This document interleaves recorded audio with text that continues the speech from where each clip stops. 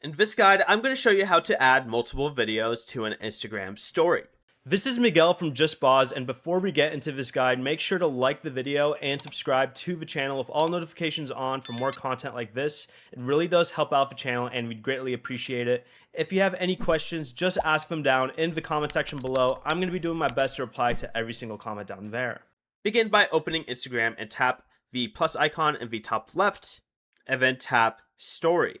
You'll then want to hit the select button and then include all of the videos that you want to include. I have two up here, so I will do it like this, and then press the arrow. Both videos will now be in your story, and Instagram will add each selected video as a separate part of the same story. Make any edits you want, tap done, then share the story.